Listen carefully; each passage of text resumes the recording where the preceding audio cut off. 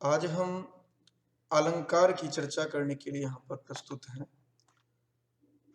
जैसा कि हमने अलग-अलग अलंकारों के बारे में इससे पहले भी चर्चा हमने की है। अलंकार क्या है? अलंकार कितने प्रकार के अलंकार हैं? इन सभी विषय वस्तुओं की चर्चा हमने इससे पहले भी की थी और गत कक्षा में हमने अलंकार पर चर्चा देखी। यहाँ पर फिगर ऑफ स्पीच अथवा अलंकार जो है, इसके संदर्भ में देखने से पहले हमें जानना होगा कि अलंकार पद का डेरिवेशन क्या है, व्युत्पत्ति क्या है। तो हम देखते हैं अलम क्री धय, अर्थात अलम अव्यय के साथ क्री धातु एवं घय प्रत्यय के प्रयोग से हम अलंकार पद की व्युत्पत्ति को इस प्रकार देख सकते हैं। अलंकार पद की व्युत्पत्ति अलम अव्यय पूर्वक क्री धातु से धय प्रत्यय के प्रयोग से हम अलंकार को देखते हैं। इसकी व्युत्पत्ति जब करते हैं, इसकी जो हम व्याख्यायित जब इसे करेंगे तो तीन तरह से हम कर सकते हैं। एक तो कर्तृ प्रधान व्युत्पत्ति का जब करते हैं, करण प्रधान व्युत्पत्ति जब करते हैं और भाव प्रधान। कर्तृ प्रधान इस तरह होगा, एक अलंकरोति इति अलंकार है। करण प्रधान अगर करते हैं तो अलंक्रियते अनेन इति अलंकार है। भाव प्रधान अगर करते हैं तो वहां पर अलंकरणम अलंकार है या फिर अलंकृति अलंकार है। ये तीन प्रकार से हम भिन्न भिन्न ग्रंथों में देखते हैं। अलंकरोति इति अलंकार है, अलंक्रियते अनेन इति अलंकार है, अलंकरणम अलंकार है या अलंकृति अलंकार है। ये तीन तरह से हम देखते हैं। इसकी व्युत्पत्ति हम देख सकते हैं। अब द्वितीय बिंदु जो महत्वपूर्ण होता है कॉम्पिटिटिव एग्जाम के लिए, वह है जो कि अलंकार संप्रदाय के प्रमुख आचार्य जो हैं के संदर्भ में। तो आचार्यों की बात अगर करें हम तो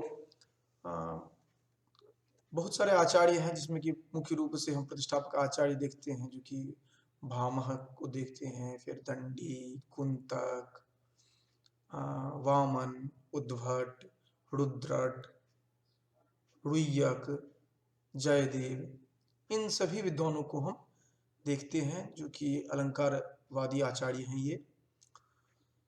अब एक एक करके अगर इनका लक्षण देखें तो हम देखते हैं अलग अलग विद्वानों का अलग अलग लक्षण रहा है। अलग अलग विद्वान मानते हैं जैसे कि नकांतम अपि निर्भूषम विभाति वनिता मुखम या वनिताननम। ये भामह कहते हैं नकांतम अपि निर्भूषम विभाति वनिताननम। इसी तरह दंडी की बात अगर करें तो कहते हैं काव्य शोभा करान धर्मान अलंकारान प्रचक्षते। आनंदवर्धन की बात करें तो कहते हैं वहां पर अलंकार को की चारित्व की बात करते हैं। कुंतक की बात करें तो वहां पर वैचित्र को अलंकार मानते हैं, क्योंकि वो वक्रोक्ति संप्रदाय वाले हैं। वह वैचित्र को, उक्ति वैचित्र जो है, उसको अलंकार की संज्ञा देते हैं। इसके साथ साथ आचार्य विश्वनाथ जो साहित्य दर्पणकार हैं, इनकी बात अगर करें तो ये मानते हैं कि रसादीन उपकुर्वन्तो अलंकारास्ते अंगदादिवत। ये साहित्य दर्पण में 10वीं परिच्छेद में आप देखेंगे, जो कि वह इस तरह चर्चा करते हैं। इसी तरह अलग अलग विद्वान हैं, अलग अलग आचार्य हैं जो अलग अलग तरह से चर्चा करते हैं अलंकार की।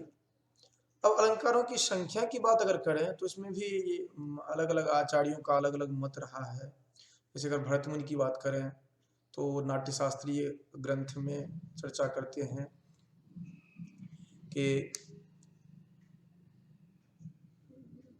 जो लगभग द्वितीय शताब्दी के आसपास का, द्वितीय शताब्दी ईसा पूर्व के आसपास का ग्रंथ है, उसमें आप देखते हैं जो कि वह 38-39 सॉरी 4 अलंकारों की चर्चा वो करते हैं, मुख्य रूप से उपमा, रूपक, दीपक और यमक।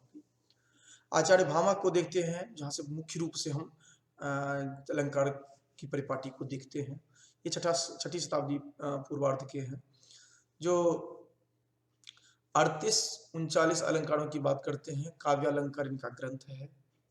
दंडी की बात करें हम तो ये 7वीं शताब्दी पूर्वार्ध के हैं। ये 35 अलंकारों की बात करते हैं। इनका ग्रंथ काव्य प्रकाश है, सॉरी काव्यादर्श है। इसी तरह भट्टोद्भट्ट की बात करेंगे हम, जो 8वीं शताब्दी के आचार्य हैं। 8वीं शताब्दी उत्तरार्ध कह सकते हैं।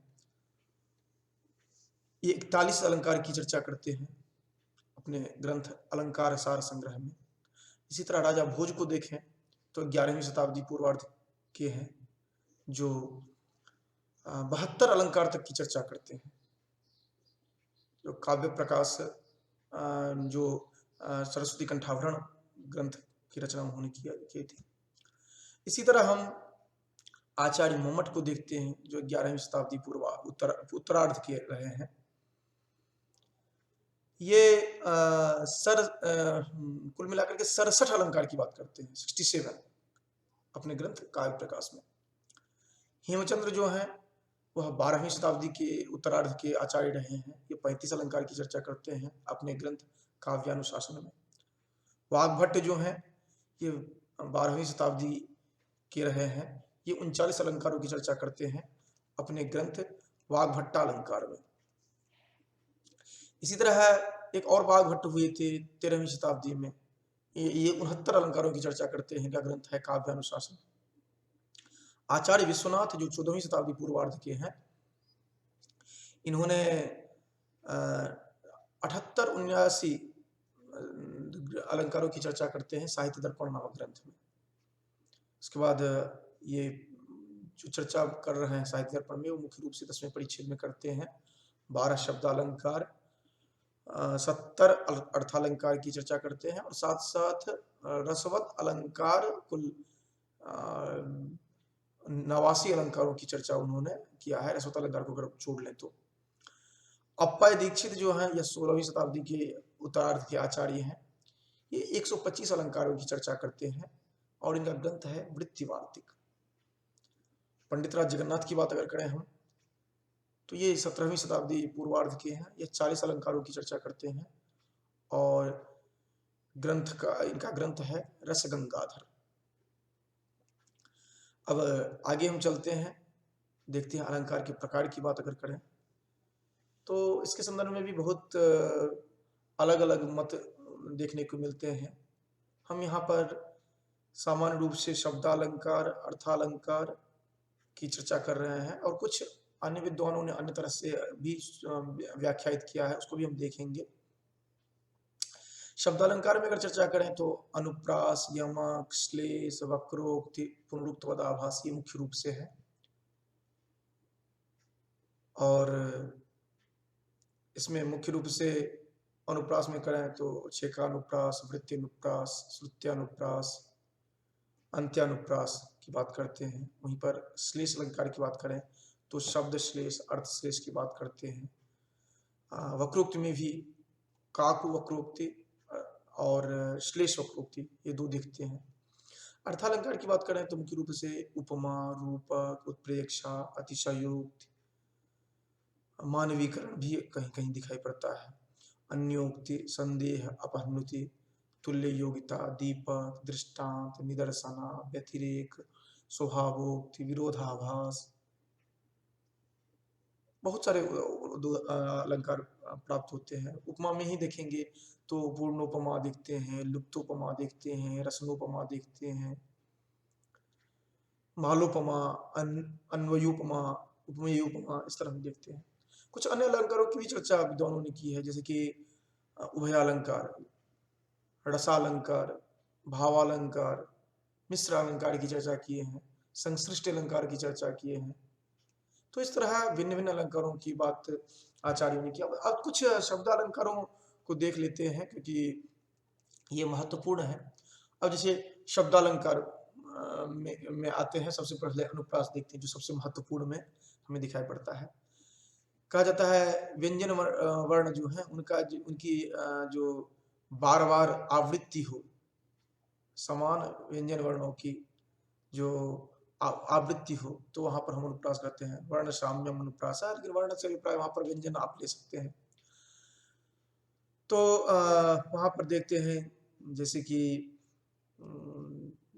संस्कृत का एक प्रसिद्ध उदाहरण है, लता कुंजन गुंजन मदवदलि पुंजन चपलयन समालिंगम नंगम द्रुततरनमंगम द्रुततरनमंगम प्रवलयन मरुन्मन्दं मन्दं दलितमरविन्दं प्रवलयन् तरलयन् रजो वृन्दन् वृन्दन् किरतमकरन्दं दिशि दिशि लता कुंजन गुंजन। यहाँ पर आप य और ज की आवृत्ति बार बार देख रहे हैं। लता कुंजन गुंजन मदवदलि पुंजन च पलायन, तो यहाँ पर य ज की आवृत्ति आप 3 बार देख रहे हैं। उसको है समालिंगन नंगन द्रुततरन मंगम प्रवलयन, यहाँ पर ङ ग की आवृत्ति 3 बार आप देख रहे हैं। फिर मरुन मंदन मंदन दलितमरविंदन तरलयन, यहाँ न द की आवृत्ति 3 बार देख रहे हैं। रजो वृंदन वृंदन किरतमकरंदन दिशि दिशि, यहाँ पर न द की आवृत्ति पुनः 3 बार आप देख रहे हैं। तो इस दृष्टि से यह अनुप्रास अलंकार है। इस तरह बहुत सारा उदाहरण आपको मिलेगा। जैसे संस्कृत निष्ठ आप हिंदी को देखेंगे, हिमाद्रि तुंग श्रृंग से प्रबुद्ध शुद्ध भारती स्वयं प्रभा समुज्ज्वला स्वतंत्रता पुकारती अमर्त्य वीर पुत्र हो दृढ़ प्रतिज्ञ सोच लो प्रशस्त पुण्य पंथ है बढ़े चलो बढ़े चलो। यहाँ पर हिमाद्रि तुंग श्रृंग से यहाँ पर ग की आवृत्ति जो आप देख रहे हैं। इस तरह चारु चंद्र की चंचल किरणें खेल रही थी जल थल में, ये इस तरह के बहुत सारे हैं। रघुपति राघव राजा राम पतित पावन सीताराम, ये इस तरह बहुत सारे आपको उदाहरण मिल जाएंगे। इसके बाद देखते हैं आप यमक अलंकार। यमक अलंकार वहां पर है जहां पर आप देखते हैं एक ही शब्द या की आवृत्ति एक से अधिक बार हो, वहां पर आप देखते हैं यमक अलंकार को देखते हैं। उदाहरण बहुत प्रसिद्ध उदाहरण है संस्कृत का, नव पलास पलास वनम पुरस्फुट पराग परागत पंकजम मृदु लतांत लतांत मलोकयत ससुरभिम सुरभिम सुमनोहरी। तो इस तरह हम इसको देख रहे हैं, ठीक है। इसके बाद हम आ जाते हैं, यहाँ पर हम चर्चा कर रहे थे जो कि नव पलाश पलाश वनम पुरा है। तो यहाँ पर पलाश, फिर अगला पलाश, फिर पराग और पराग, इसके उदाहरण हम देख रहे हैं, रिपीटेशन देख रहे हैं। लतांत, फिर लतांत का, सुरभिम, फिर सुरभिम का उदाहरण देख रहे हैं। तो इस तरह जो हम अलग अलग देख रहे हैं रिपीटेशन, वह अनिवार्य रूप से इस शब्दालंकार जो यमक है इसका उदाहरण हमें दिखाई पड़ रहा है। अगला उदाहरण हम लेते हैं श्लेष अलंकार। श्लेष अलंकार कहां पर होता है? जहां पर एक से अधिक अर्थ जो है, एक से अधिक अर्थ अभिव्यक्त करने वाला हुआ है। एक ही शब्द का प्रयोग किया गया है लेकिन एक से अधिक अर्थ को बताने वाला हो। जैसे आप वहां पर देखते हैं पृथुकार्थ स्वर पात्र भूषित निशेष परिजन देव, तो वहां पर पृथुकार्थ का अर्थ एक दृष्टि में अलग है, फिर दूसरी दृष्टि में आप पृथुक का अर्थ आप अलग लेते हैं। तो श्लेष का अभिप्राय वहां पर यही होता है जो कि वह अनिवार्य रूप से अपने अर्थ को, एक ही शब्द जो है वह भिन्न भिन्न संदर्भ में भिन्न भिन्न अर्थ को बताता है। ये है आप श्लेष अलंकार की बात हम इस तरह कर सकते हैं। अब हम आते हैं अर्थालंकार की ओर। अर्थालंकार में हम देखते हैं जो कि उपमा, रूपक आदि अलंकारों को देखते हैं। उपमा अलंकार को देखें तो उपमा अलंकार में हम देखते हैं जो कि यह एक सादृश्य मूलक अलंकार है, जो रूप गुण धर्म के आधार पर जो सादृश्यता दिखाई जाती है वहां पर हम इसको देखते हैं। और उपमा अलंकार के कुल 4 अंग होते हैं, जैसे उपमेय, उपमान, साधारण धर्म और वाचक शब्द। उपमेय जो उपमा करने योग्य हो, उपमान जिसके माध्यम से उपमा प्रस्तुत की जाए, और साधारण धर्म जिस धर्म के आधार पर उसे उपमित की जाए, और वाचक शब्द जिसके द्वारा उसे बताया जाए, ठीक ना। तो उपमेय और उपमेय, उपमान, साधारण धर्म और वाचक शब्द, इन चारों को समझना बहुत आवश्यक है, क्योंकि इसके समझे बिना आप उपमा अलंकार को नहीं समझ सकते हैं, ठीक ना। तो उपमेय जो है वह अनिवार्य रूप से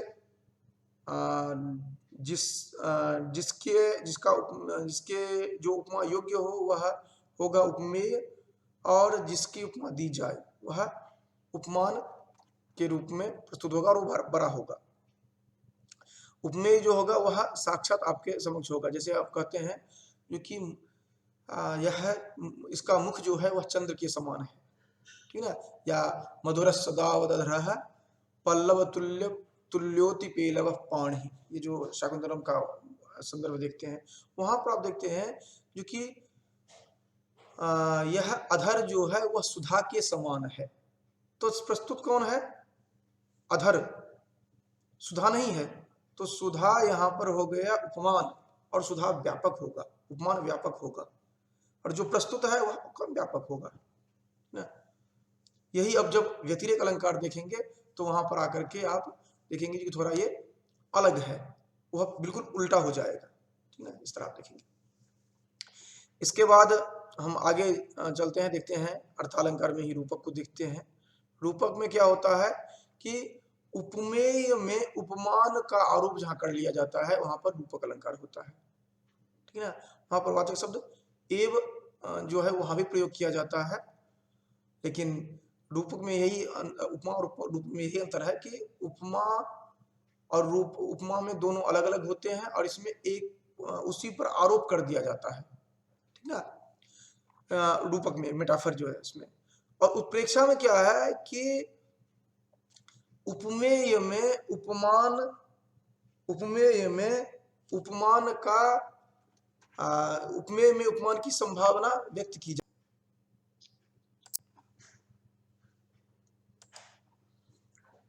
तो उत्प्रेक्षा अलंकार में क्या होता है, उपमा अलंकार में तो यह हुआ जो कि आप दोनों अलग अलग हैं, ठीक। उपमान का व्यापक क्षेत्र है, उपमेय जो सामने में आपका प्रस्तुत है। रूपक में क्या होता है कि एक का दूसरे पर आरोप हो जाता है, अर्थात उपमेय का उपमान, उपमेय पर उपमान का आरोप हो जाता है, ठीक है। अब उत्प्रेक्षा में क्या होता है कि उपमेय जो है वह उपमान में उसकी संभावना व्यक्त की जाती है, जैसे मन्ये संके ध्रुवम प्रायो नून वित्तीय महात्मनः, ये जो चर्चा करते हैं, या फिर उदाहरण देते हैं लिम्पति तमोंगानि वर्षति वांजनम नभा, ये हम उत्प्रेक्षा अलंकार के संदर्भ में चर्चा करते हैं। फिर अतिशयोक्त की बात करते हैं, हाइपरबोल की बात करते हैं, अतिशयोक्त की। वहां पर क्या होता है कि उपमेय जो प्रस्तुत जो है उसकी वर्णन लोक सीमा से अधिक बढ़ा चढ़ा करके प्रस्तुत किया जाता है, ठीक है। इसके बाद मानवीकरण हम देखते हैं, जो कि मानवीकरण में यह सामान्य रूप से संस्कृत में आप कम देखते हैं, लेकिन यहाँ पर इस तरह के भी प्रयोग किए जाते हैं वर्तमान आधुनिक संस्कृत साहित्य में, जो कि वहाँ पर जड़ प्रकृति पर मानवीय भावनाओं क्रियाकलापों का आरोप कर दिया जाता है। अर्थांतरन्यास सबसे बहुत महत्वपूर्ण में है, जो कि सामान्यम व विशेषो व विशेषस्तेन वा यदि, ये जो बताया गया है। इसमें सामान्य कथन का विशेष कथन से, विशेष कथन का सामान्य कथन से समर्थन किया जाता है। इस उदाहरण के लिए हम देखते हैं जो कि शुश्रूषस्व गुरून् कुरु प्रिय सखीं वृत्तिं सपत्नी जने, और लास्ट में देखते क्या, जानती एवं गृहिणी पदम युवतयः वामा कुलस्याधयः, इस तरह जो देखते हैं। फिर विवाह अलंकार देखते हैं जहाँ पर ये विभावना और विशेषोक्ति, वह अलंकार उधर देखते हैं जो कि जहाँ कारण न होते हुए भी कार्य पाया जाता है, वहाँ पर विभावना देखते हैं हम। फिर भ्रांतिमान देखते हैं जो कि उपमेय जो है उसमें उपमान का भ्रांति अगर होने लगे तो वहाँ पर भ्रांतिमान अलंकार होता है। दृष्टांत अलंकार में क्या होता है कि उपमेय, उपमान और साधारण धर्म का बिंब प्रतिबिंब भाव होता है दृष्टांत अलंकार में। संदेह अलंकार में क्या होता है कि उपमेय के लिए जो उपमान दिया गया है उसमें संदेह हमेशा बना रहता है, वह संदेह अलंकार होता है। जैसे अयम मार्तंडः किम सखलु तुरगै सप्तभिरितः, इस तरह करके जो है। फिर उल्लेख अलंकार में एक वस्तु का वर्णन या उल्लेख जो है वह प्राप्त अनेक प्रकार से किया जाता है, इस तरह का उल्लेख अलंकार होता है। विरोधाभास अलंकार में क्या होता है कि विरोध न होते हुए भी आभास, विरोध का आभास वहाँ पर दृष्टिगत होता है। फिर अन्योत के अलंकार देखते हैं जिसमें क्या है तो कि अन्य के प्रति कही गई उक्ति जो होती है वो अप्रस्तुत के माध्यम से प्रस्तुत किया जाता है। तो इस तरह हम बहुत सारे अलंकारों को देखते हैं जो कि भिन्न भिन्न रूपों में, आप साहित्य दर्पण हो या काव्य प्रकाश हो या अन्य अन्य ग्रंथों में आप वहाँ पर देख सकते हैं, भोजराज के जो ग्रंथ हैं वहाँ देख सकते हैं। तो यहाँ पर केवल दिग्दर्शन मात्र दिया गया है, इसको आप विस्तार पूर्वक अलग अलग ग्रंथों में देख सकते हैं और अवसर विशेष में इस पर इसकी चर्चा की जाएगी विस्तार पूर्वक। धन्यवाद।